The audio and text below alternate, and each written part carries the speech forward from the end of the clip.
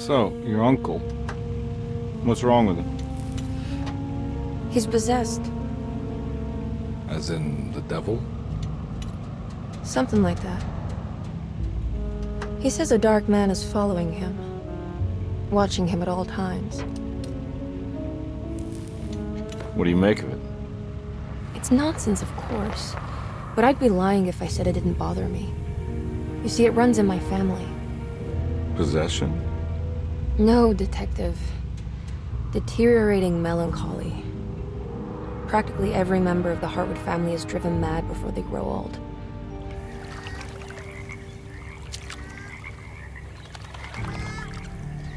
But Jeremy didn't kill himself. Is that why he's at your setup? Despite being convinced that he is truly possessed, he decided to put his last chips on Dr. Gray and his psychoanalysis, figuring he might stumble upon some cure.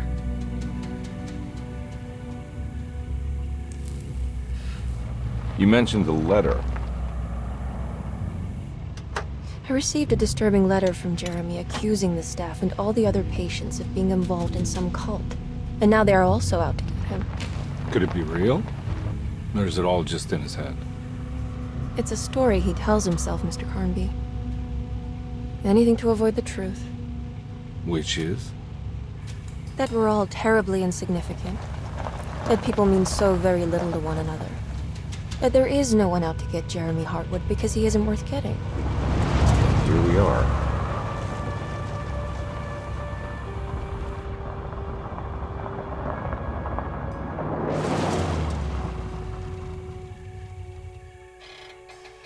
My uncle's not well, Mr. Carnby. I want to make sure he's all right. Then what's my part in this? You couldn't get a cab? I just wouldn't feel safe going alone.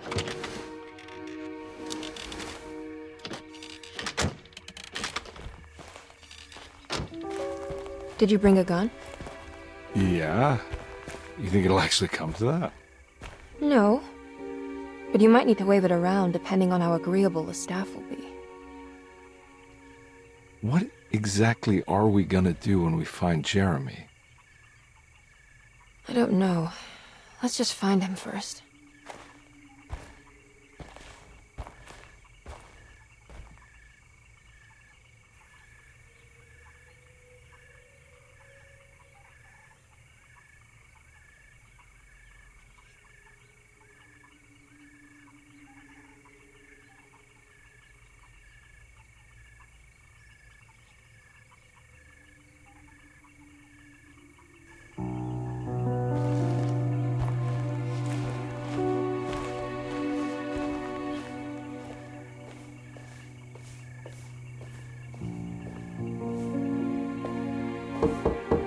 Hello? Hello? Looks abandoned. It can't be. There has to be someone around. Wait here. I'll go around back.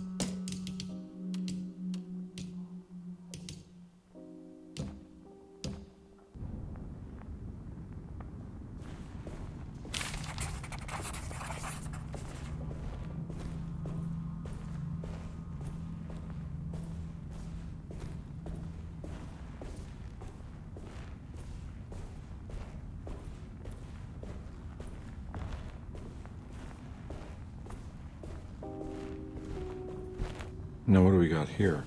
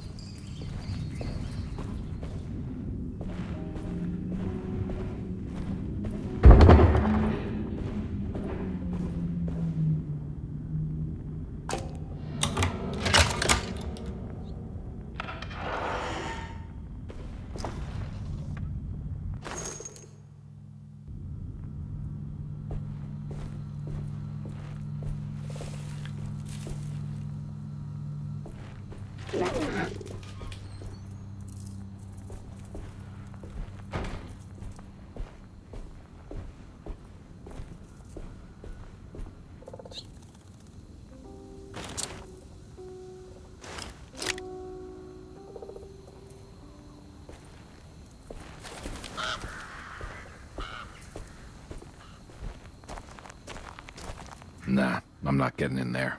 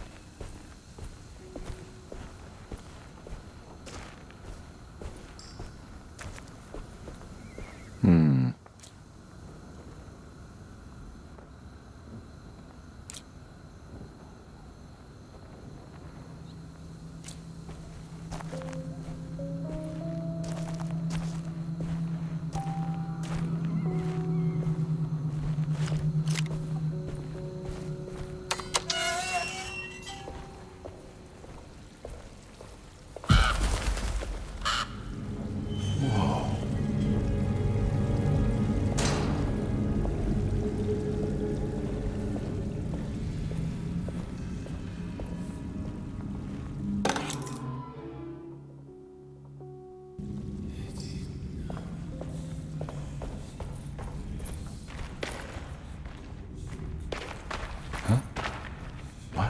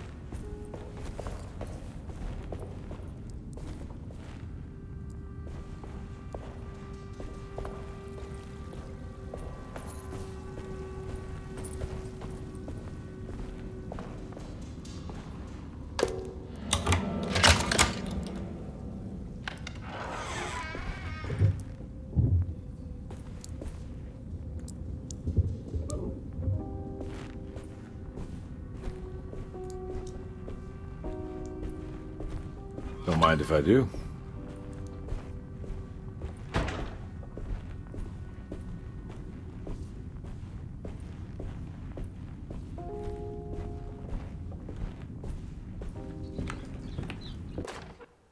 Every day your silence weighs a little heavier. It's been a difficult year for everyone, and many have lost all hope. I read in the papers about people suffering. Pictures of dust-covered landscapes without a drop of water. I wish I knew if you were still tending the earth or if you had turned your back against us. I have started to look for help elsewhere. I pray you will tell me if I am going down a path that you find disagreeable. With help from Baptiste and Charlotte, I found comfort in the practice of the voodoo. I have long been skeptical of that Caribbean cult, but it's been of good use to me. It seems all harmless in my book. I say some words dreamt up by the Creoles, and I...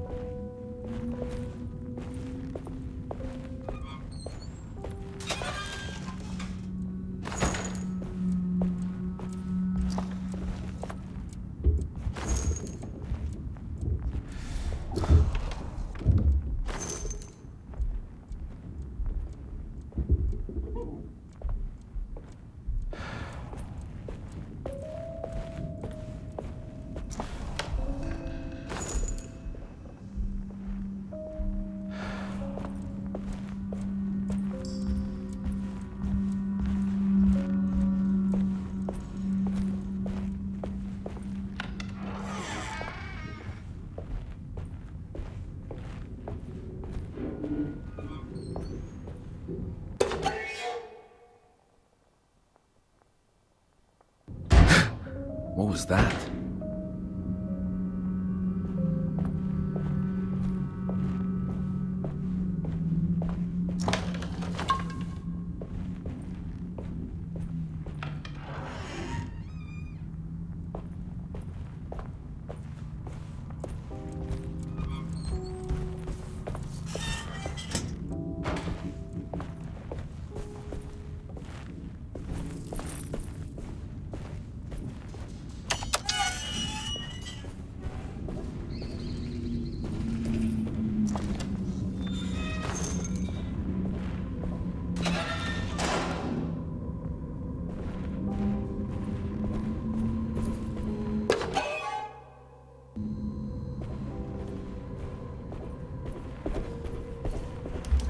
I need the key.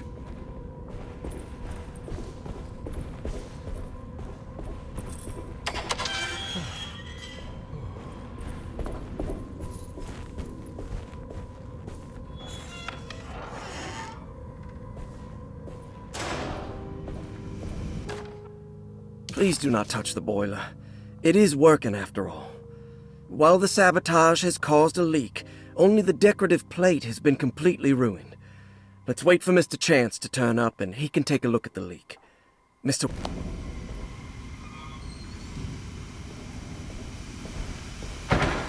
Huh.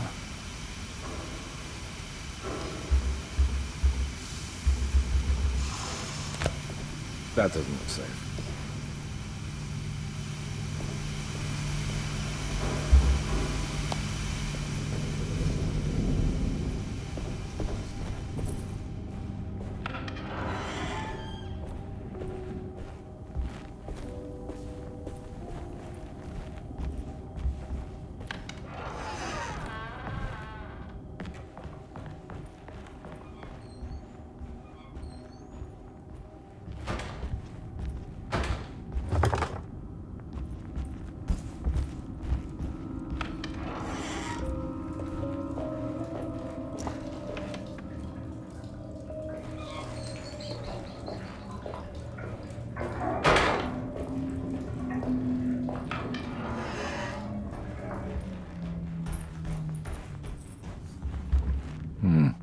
I need the key.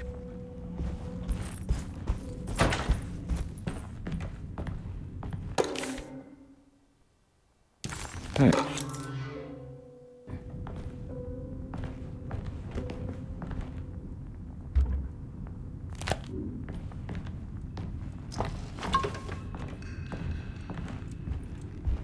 Sunday, June 22nd. I spent all day looking for Jeremy. I should have cared for the others, but I'm scared that he will do something irreversible. Cassandra is upset that I didn't give her the latest shipment of pain medication that Waits brought from the post office yesterday. I would have given it to her, but the company didn't send a new key this time around, so the box is just sitting there on my desk. They must have figured we had plenty of their gimmicky keys by now. I only remember seeing one lately.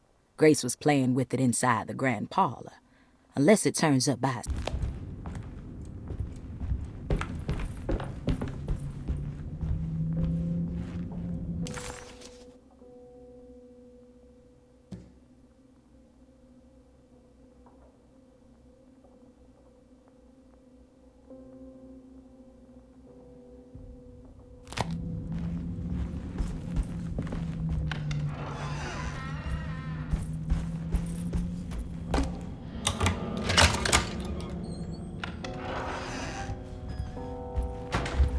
I need the key.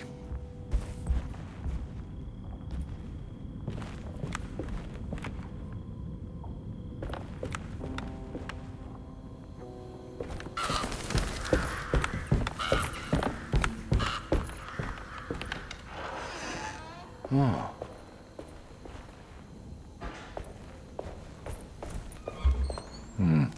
I need the key.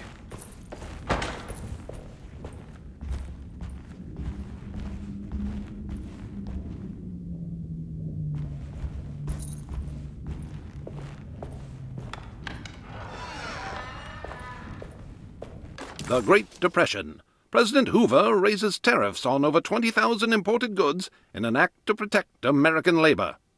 Following the collapse of the Wall Street stock market on October 24 last year, American industry has suffered greatly. Thousands of companies have gone bankrupt and left a large part of the American workforce unemployed. In an attempt to turn the tide, the Smoot-Hawley Tariff Act has been signed by President Herbert Hoover. By regulating commerce with foreign countries, the government hopes to encourage the industries of the United States to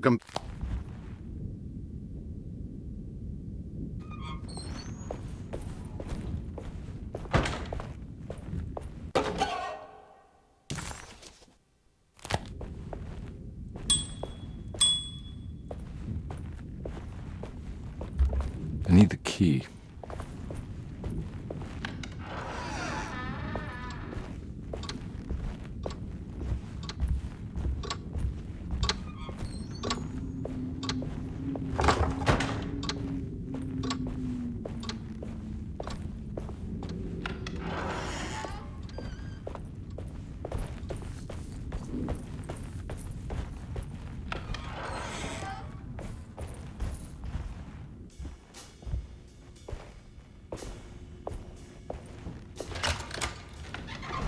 Thanks. What are you doing? Who are you? Whoa, pardon me, excuse me. My name is Edward Carnby, private investigator. I hope you don't mind we let ourselves inside. I do mind. This is private property. You can't just barge in here. I'm sorry about all this, but I'm looking for my uncle. It's urgent, and no one was answering the door. We can't hear you knocking anymore. None of us can. Who is your uncle, darling? Jeremy. Am I right? She has that Hartwood gloom, doesn't she? That's right. I'm Emily Hartwood. I just came to make sure my uncle is all right. Well, he is unavailable right now. You will have to come back another day. Unavailable how? Is he sleeping? We can wait. He's lost. Don't I know you from somewhere? Who's your man again, Miss Hartwood? My name's Edward Carnby, private investigator. Splendid. Enough! All of you! Get back to your rooms! McCarthy, keep your eyes on the child. And you two, please leave immediately.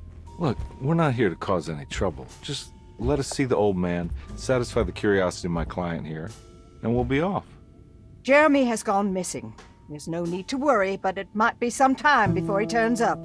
The whole staff is looking for him. What? He ran off? I don't have time for any of this. Please, come back tomorrow. All right, in that case, we'll just wait in his room. You don't mind, do you? It's upstairs, right? Wait, you can't. Don't worry, we'll be discreet. In the corridor. It's the first door on your left. I'll tell Dr. Gray you're here. Excellent. Thank you, madam.